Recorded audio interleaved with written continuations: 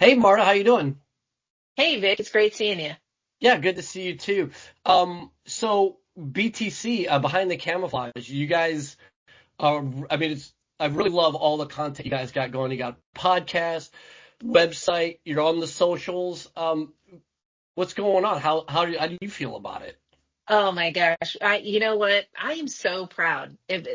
I'm just so proud of the work we're doing to support Marine Corps spouses. 2025 was awesome. We literally went across the globe. We went from Germany to Okinawa, to Camp Lejeune, Camp Pendleton. We went all over visiting spouses, conducting spouse summits. We did 3 seasons of the podcast, which was super fun. And then we were able to give out spouse awards at the end of the year and a scholarship for a Marine Corps spouse. So I ended up 2025 just absolutely loving my job, loving our work, loving the teamwork, and being super excited for 2026. Yeah. Yeah, I mean, it's been really fun. You guys blew up. We've had you on the show a few times. And I'm really happy that we're able to sort of ride your guys' coattails because you guys are doing a lot of really great work. I mean, but in all seriousness, because you remember when we were in, the Marine Corps has tried so many times, with varying degrees of success to have family readiness officers to put focus on the family. But you guys have really and granted, I mean, this is a show for military spouses by military spouses, right? So I mean, you guys clearly have buy-in, you have skin in the game, and the things that you're doing are really great. I'm really happy the Marine Corps Association has embraced this and really kind of let you guys, you know, here's what we want to have happen, go and do great things, right? Yeah, well, you know what? That's been a super big blessing. But I want to back up to what you're talking about, the Marine Corps. So the Marine Corps Association always tries to do for the Marine Corps what they can't do for themselves. And we always hear you recruit the Marine, you retain the family. And I genuinely believe, as a Marine Corps spouse, I genuinely believe that the Marine Corps leadership cares about families and about spouses and about our well-being. But the reality is, right? The reality is, there's only so much money in the pot. Yeah. And And so always so as a much Marine time Corps, on the team, right? well, that's right. There's only exactly. And as a Marine Corps spouse, I am okay saying, like, listen, if you need to prioritize dollars to put a new weapon system in the hands of a warfighter that'll make the Marine more lethal, by all means. Like, I would much rather have that than a family readiness officer, what we used to call FROs, or a DRC, right? The deployment readiness coordinator. But that doesn't mean, just because I would rather have them have the new weapon system, doesn't mean that the FRO or the DRC is any less important. But there's a disconnect. It's hard. It's hard for the Marine Corps. It's hard for the Marine Corps to say, yes, we love you families, we prioritize you, we know we retain you, we retain the Marine through you, but we don't, there's not a lot of money Yeah. um to spread around. But Yeah. I'll tell you, the money they do have and they put into their programs is pretty great. And so what we do at the Marine Corps Association Behind the Camouflage through our spouse summits is help highlight, and our spouse summits and our podcasts and our resources help highlight what the Marine Corps does have. And then also, we don't have some of the restrictions that the Marine Corps has when it comes to hosting a good party. Yeah. Yeah. So, Nice. Yeah. Well, so speaking of which, I mean, you guys are headed out to God's country here soon, right? well, yeah. So this is where I would insert a joke between like West Coast Marine and East Coast Marine. Don't do it. But Don't do yes, it. Very yes, Vic, we sensitive. are headed out. We are headed out to Camp Pendleton. Actually, we are headed out to Camp Pendleton on February 11th for a Behind the Camouflage Spouse Summit at the Pacific Views Event Center. And we would just absolutely love to see all the Marine Corps spouses we could there to build community and have fun. Yeah. No, that is so cool. I'm super jealous. And you guys also, your podcast is on all of the platforms, right? That's right. You can search Apple, Spotify, all the places you find your podcast, search for Behind the Camouflage, and we pop up. Yeah, yeah, for sure. I mean, it's such a great name too. And I guess the last thing, so you guys just started season 3, is that right? 5, Vic. 5. My gosh, I'm so sorry. Yeah, how Yeah. dare I? Um, well, again, I really love this whole your guys' entire initiative. You guys doing really great things, and yeah. So thank you so much for sharing some of that information with you, and congratulations on racking up those frequent flyer miles. Hey, thanks a lot, Vic. Good talking to you. Yeah. Hey, Scuttlebutt listeners. Welcome to episode 228. In December of 2025, the Commandant's office released General Smith's update to the Commandant's professional reading list. In our pursuit of enabling professional development and self-study, through 2026, we'll be doing a series of deep dives into the CPRL and some of General Smith's selections through Amazon reviews, sometimes with the help of some friends of the show and distinguished authors. This week, the editor-in-chief of Leatherneck Magazine and Marine Corps Gazette, Colonel Chris Woodbridge, helps us introduce the series by providing background and history on the Commandant's professional reading list, what it is, and the Commandant's office's intent in publishing this list of books. I always thought the CPRL was a staple of the Marine Corps, since General Lejeune first made intellectual development a focus of combat readiness. So it was really interesting to hear about how the CPRL came to be and how it has evolved. This is episode 228. Hey, Scuttlebutt listeners. Thank you for joining us and your continued support. I'm Vic. I'm here with William. Howdy, y'all. And we have the editor-in-chief of Leatherneck Magazine and the Marine Corps Gazette, Colonel Chris Woodbridge, with us. Sir, good morning. Thank you for being with us. Good morning. Good morning, everyone. And for all of those, we are going to be talking about the update, General Smith's office at least, but General Smith just released the update to the Commandant's professional reading list, and we're going to be running a series throughout the course of this year. We're going to be taking deep dives into each individual book. We'll have some guests come in, speak about the books, do book reviews, and really sort of dive into what is on the Commandant's reading list specifically. But today, as sort of an intro, as a leveling exercise, we want to talk more about what the Commandant's professional reading list actually is, some of the history behind it, how it came to be, what its intent was, and where we are now with it, and where we may have diverted or may have enhanced what was originally a chance to set a foundation for professional learning, to sort of speak in a common language as a Corps, and to really endorse literacy and a study and understanding of history, military strategy, and what the role of a military is in foreign policy and domestic policy, et cetera, et cetera. So, sir, thank you so much for being here. I guess for those who aren't aware, the Commandant's professional reading list consists of about 6 or 8 different buckets, ranging from heritage, leadership, there's fiction on there. There's a whole... Heritage, innovation, leadership, strategy, Commandant's choice, foundational, and if you're hardcore, they have periodicals and podcasts. Yes, which Scuttlebutt happened to make. And the Gazette and Leatherneck Magazine. So, yes, much, rah. Part of a healthy diet. Yeah, but to clarify, although the Marine Corps Association has a very good representation on the Commandant's professional reading list, we don't actually do much to influence what actually goes on there. So we are just as surprised and happy as probably you are that we made the list, but we didn't really have anything to do with it other than just being awesome. So yeah, that's a really important point, Vic, because we across the organization get a lot of questions, either from concerned citizens who are advocating for a certain book or periodical, but usually for a given book. And to be blunt, many of those concerned citizens are in fact the authors right.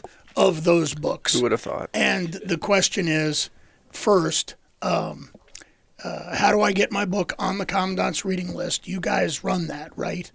And the answer is no. The Marine Corps Association, Gazette, and Leatherneck have never run the Commandant's reading list. Historically, back in the late 80s when the first list was published, the editor then of the Gazette, semi-legendary Colonel John Edson Greenwood, he was asked for some input on it. But we've never had a role in determining what titles are on that list, the structure of the list, how those buckets or categories are organized. So we can provide some guidance. The list is in fact managed by the Lejeune Leadership Institute, which is a department or a part of Education Command and Marine Corps University. They are the stewards of the list, gatekeepers, so to speak. But they also don't have a yes/no power over what goes on the list. Ultimately, there's a committee that makes recommendations to the commandant, and the commandant himself historically reviews that and approves nominations that are advocated for or not. And really, since General Krulak in the mid-90s, commandants have also put their thumbprint on the list by either adding a title or titles, or in some cases removing titles. And again, a lot of those decisions are made in collaboration with other leaders, faculty of the university, and the Lejeune Leadership Institute. Well, sir, so let's jump in there. I think is a good entryway. So the understanding, and it's interesting for me because I was a young lieutenant at the time under General Krulak's commandancy. It seemed like it had been so institutionalized that it was something that had been in the Marine Corps since we had, commandants. Right. And that's not the case. No. It really, so the first list was published in 1987. I first learned about it as an officer candidate and a new lieutenant. And it was very new, but it answered the question, what should you be reading? And it was structured by, not just by subject area, but it was structured by rank categories. Right. So, the first place you started out for somebody like me was entry-level junior officer. So, candidate, midshipman through second lieutenant. And the requirement was, there were 5 books a year that were required. That's not a onerous reading requirement by anybody's stretch, I don't think. And then there were junior enlisted categories, NCO, staff NCO, field grade officer, senior officers, etc. And then there was the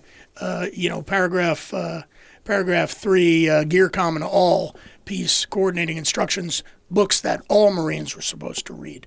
Those have evolved into the Commandant's Choice, that all Marines ought to read.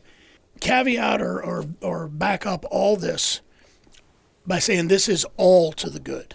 Right. There is nothing wrong or flawed in Marines, military members, military professionals of any service, any variety, doing professional reading. What was it? Was it General Mattis who said, "If you're not reading 100 books a year, you're functionally illiterate," or something like that? There's probably something to that effect. The quote that he has made, and I've heard him talk about this multiple times, and in fact, other senior officers have used similar comments. If you do professional reading of military history, strategy, policy, military theory, you develop what they call the 2,000-year-old brain, because you vicariously gain experience by reading about what battles, wars, what policies, what strategies, what thinking went on in the past, and you essentially build your own knowledge base, your own experience base indirectly that way. And again, there is no wrong, bad side to that. There is no downside. In the late 80s, again, there was sort of this PFC salute of, I know I'm supposed to be doing professional reading. What should I read? And the original Commandant's reading list answered that question in a very profound way. What that list originally was, and it was designed this way, and you had a group of both academics, so history professors, PhDs on the civilian faculty of the Marine Corps University. You had, or at that time, Marine Corps schools, primarily Commandant Staff College. You had senior generals and senior enlisted Marines, and some civilian experts look at what is the canon, CANON, of military history, military theory. If you're going to read 5 books a year and consider yourself literate as a military professional, what 5 books are those? And then what 5 books the next year and the next year? And the titles reflected that. And I can remember, again, as a college senior, soon to be commissioned second lieutenant, reading Sun Tzu's Art of War. Right. Reading Rommel's Infantry Attacks. Reading The Defense of Duffer's Drift, reading Rifleman Dodd, reading Message to Garcia. Those were, and they truly are enduring, right? The lessons and the message of those works really does set a foundation that is timeless. The phrase is often used in military history. You have to study and read across about 2,000 years. So Plato, the Peloponnesian War, Persian Wars, to NATO, up through the present day, to really understand our profession. And obviously you can't do that all at once. And the original list gave a good structure by grade and over time to build that literacy and to do that reading. And that was extraordinarily powerful. Another side note, the role of the Marine Corps Association. From the very beginning, the next question was, what should I read every year, sir? All right, here, read these books on the list. Where do I get those? The answer was, you're on your own, Devil Dog. Go to the library on base, or go to Borders, or Barnes & Noble. This was before Amazon. And so you were on your own to get those books. And so they wound up getting dog-eared and passed around at the unit level, company level. And then a Marine Corps order came out saying that units need to maintain a library, a physical library that includes the titles on the Commandant's reading list. And that's where the Marine Corps Association came in. We are, to this day, the only organization that gives those libraries to units throughout the Marine Corps. So every lieutenant colonel and colonel level command, other independent units request a library from us, and we ship it to them. You can do that via the website. Exactly. Easy to do. Hit the easy button on our website. Shameless paid political advertisement there. But again, when you look at the titles on that original list, it truly was, and to a degree remains, the canon of military history and military theory.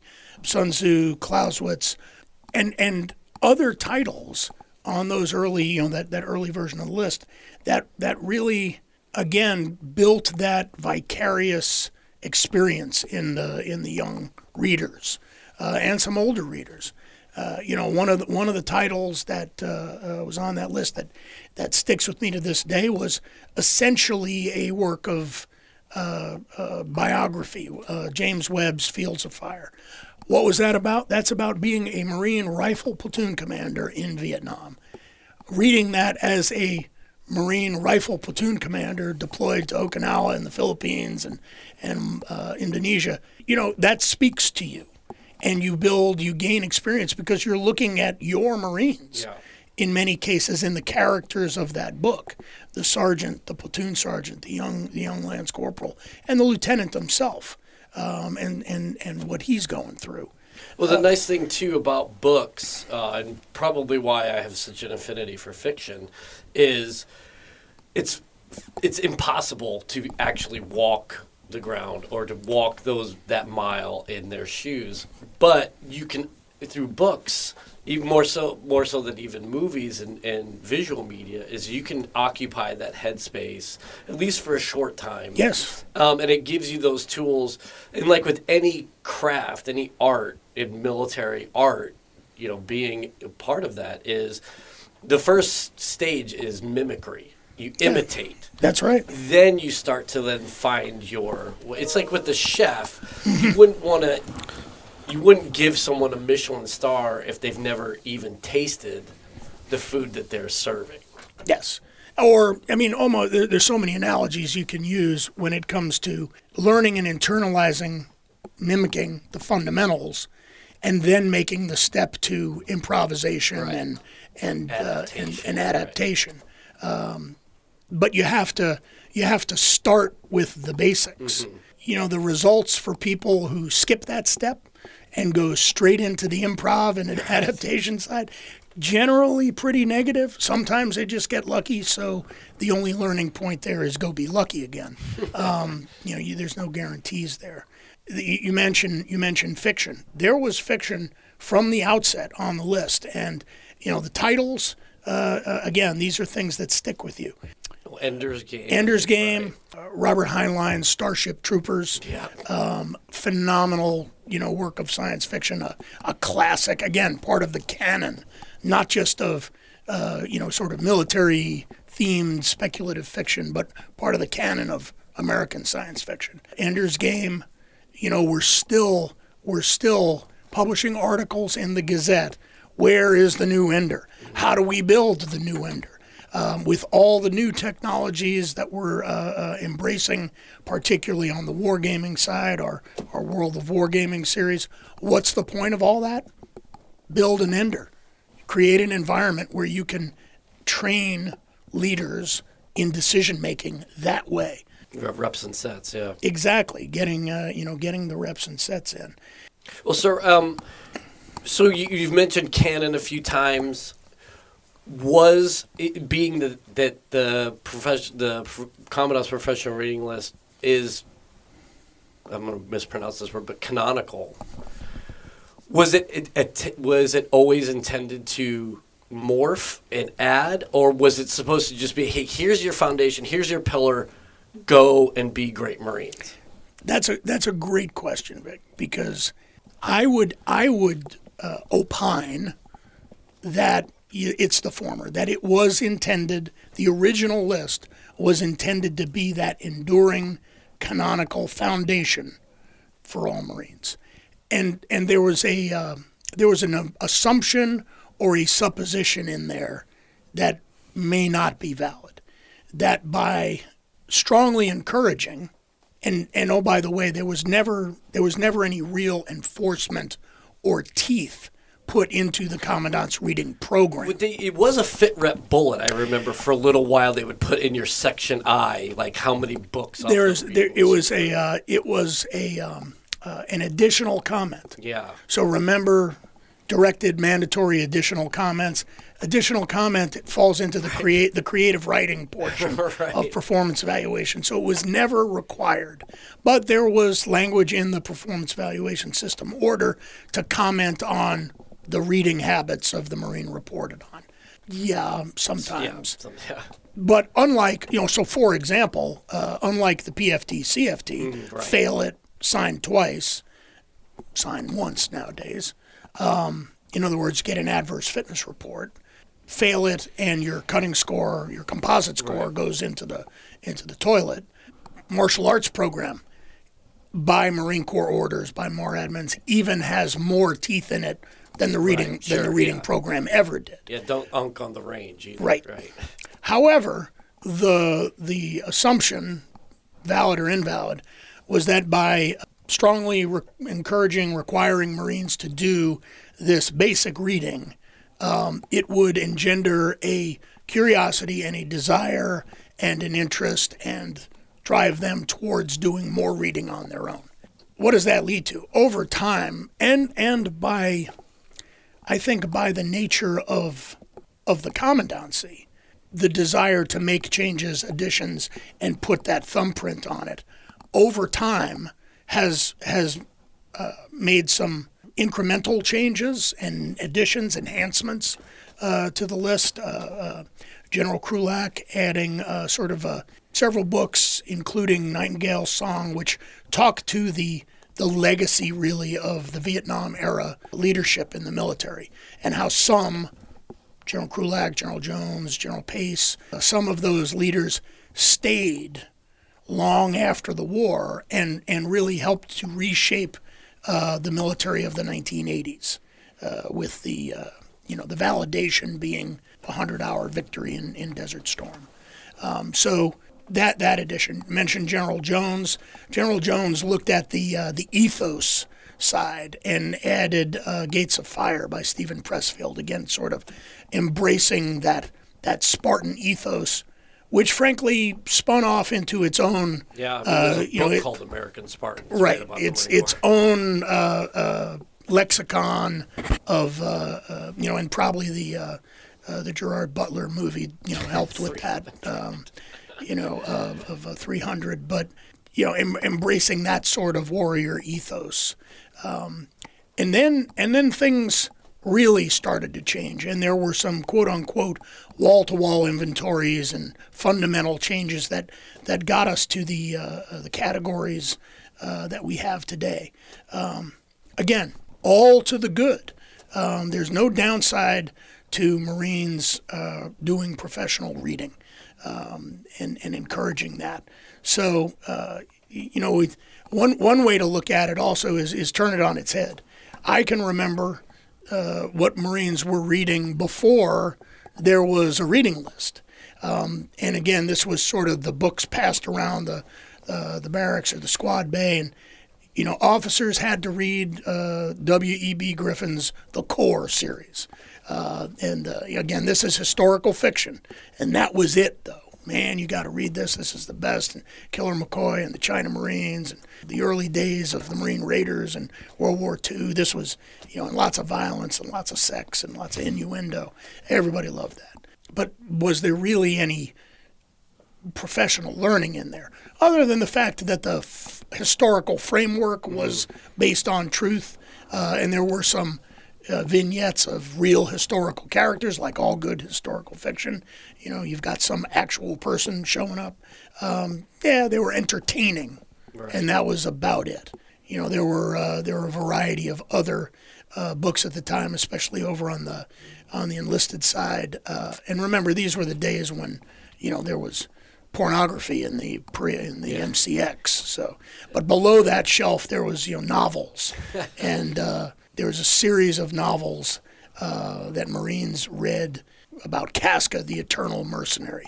Again, historical fiction, a bit of fantasy in there. The historic framework being good, but the characters, just lurid sex and violence. Again, very entertaining. Well, to take our conversation away from sex and luridness, one question I have for you is, to what extent has the Commandant's reading list evolved to be more, for lack of better terms, contemporary, forward-thinking? Because it was, especially the beginning, everything military history, theory, fiction, relevance. You look at the list now, especially in the strategy section, we have a lot of books that deal with contemporary issues that require Marines not to get the 2,000-year mind in the past, but now to think, in the future. 75 years in the future. For instance, we have the Russian way of deterrence, as well as the long game, China's grand strategy to displace American order. So these are problems that are very contemporary and are going to be very much problems going into the future. When did that switch happen in the Commandant's professional reading list history? And so that's a great question, William. Two parts to that. First, let's talk about the question itself. To my knowledge and the research that I've done, no one has done the research and written, quote unquote, a history of the Commandant's reading list. It's out there. throw that one out, coach pitch to anybody in the PME and history world. Do the research and write that paper. It would be fascinating because it would help to answer that question. But from my recollection, the real shift started with, quote unquote, the pivot to the Pacific. The pivot to the Pacific under General Amos right around the 2008 to 2010 timeframe was when a number of things changed. And forward-looking is a good descriptor, but really looking at sort of trying to answer the question of what next and what now. Do you think that had a lot to do with the emergence of China at the time as a near-peer threat? That was a big piece of it. And you look at other emergent trends and some of the books that are new on the list, and some of them also fall into that fiction category, speculative fiction. Ghost Fleet, yeah. Great example. August Cole and P.F. Singer. But other nonfiction books that look at AI, machine learning, applications of machine learning to military applications, drone warfare, emergent technologies, and then backstopping or underpinning all that, the emergence of China as a peer threat. Oh, by the way, there was a little middle ground in there.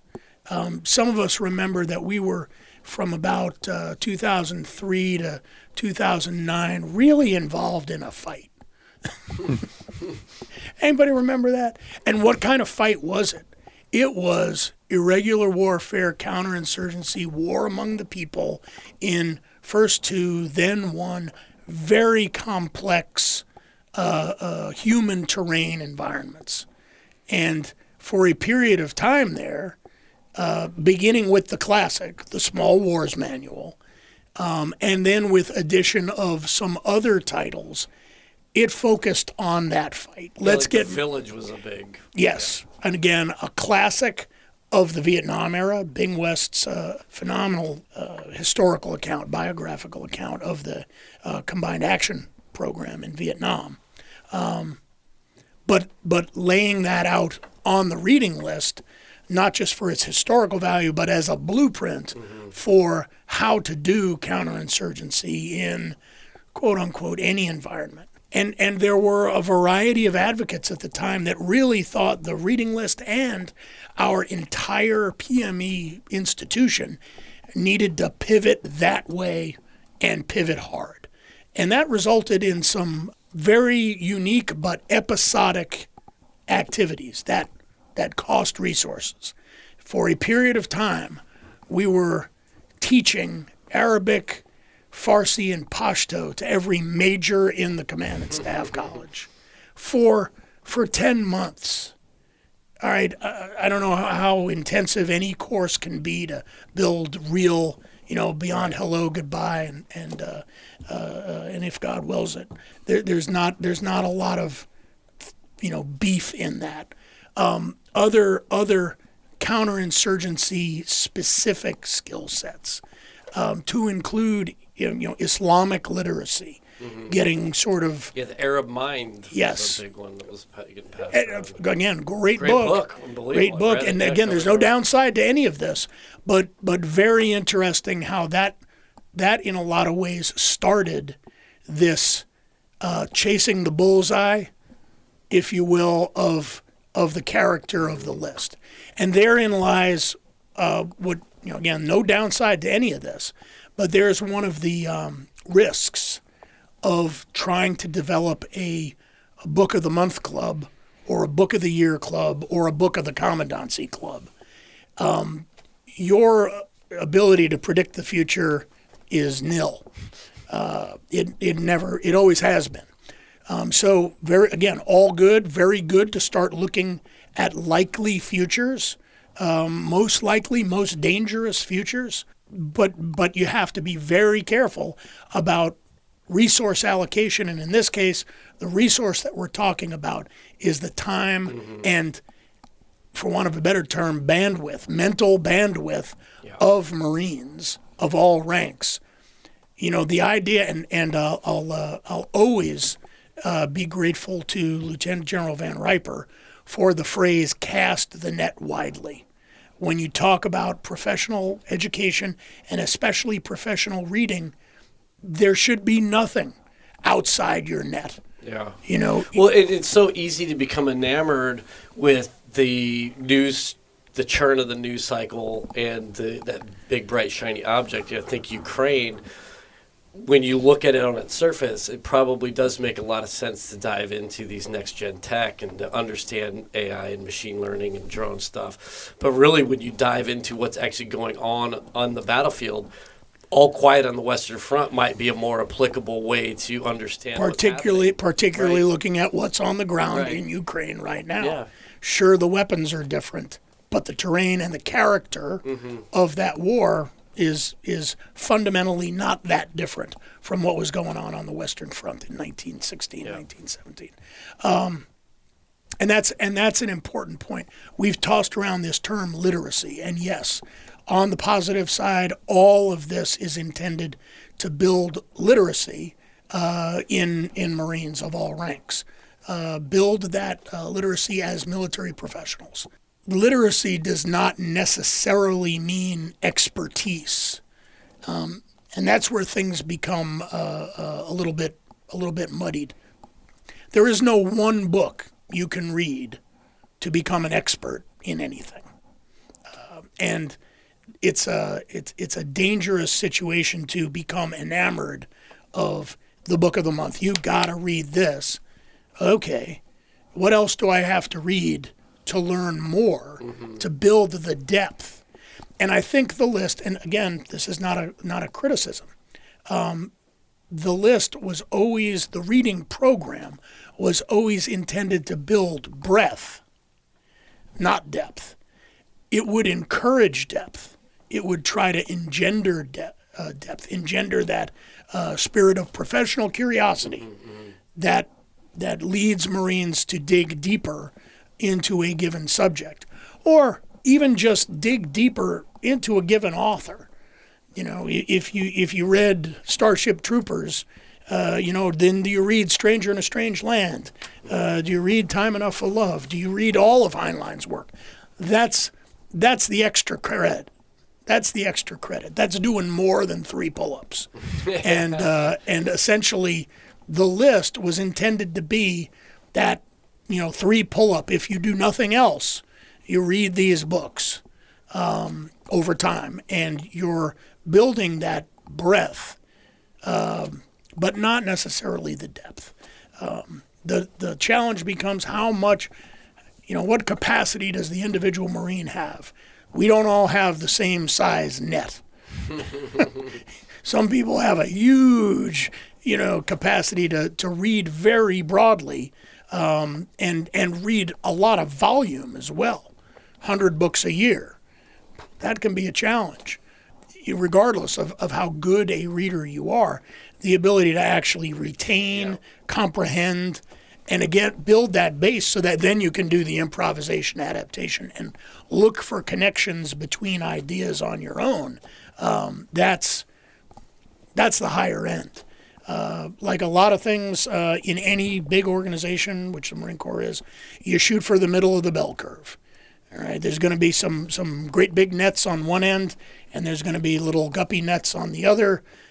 We're shooting for the middle ground and trying to build as much depth in this population of primarily first-term, single enlistment Marines so that they think a little more deeply about the profession that they're in.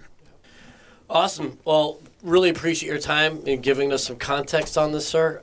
Please, for all of our listeners, stand by for the upcoming episodes in the series where we'll start diving into some of these actual books we're talking about and getting an analysis from guests who are going to come on the show and from us 3 yokels sort of flapping our gums about the joy of reading and of going beyond the made-for-TV versions of these things. So, how many of these books are made for TV, Vic? Depends on who's EPing it, I think. How much funding do you have and what studio's backing it? I guess I'm sitting in like the strategy section. I guess you're probably thinking the nonfiction area. Yeah. No, I'm definitely. I'm in more of the speculative fiction aspect of it. I think we all should just take a step back and be satisfied if the majority of these books are in fact audiobooks. So you can get more by using your driving time or your treadmill time and don't and waste get a your little, brain on. That's on exactly right. lawnmowers. Get a little more breath that way. Two other quick observations. First, so all academic books, in many ways have a Cliff Notes or a Spark Notes or that sort of resource, and those are not bad. Those can be very helpful.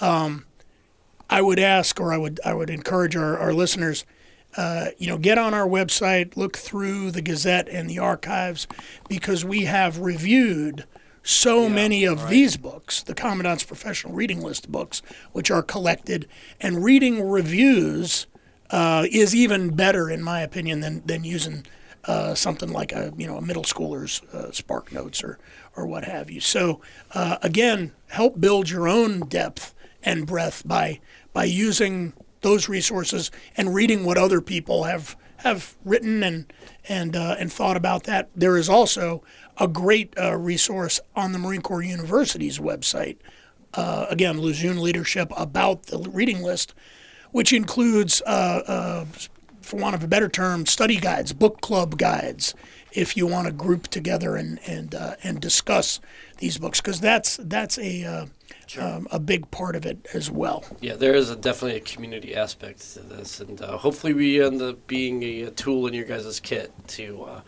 encourage that professional curiosity and getting together and actually talking about these books, so that it's not just siloed and trying to build that vicarious experience. It's one of the most important things you can do.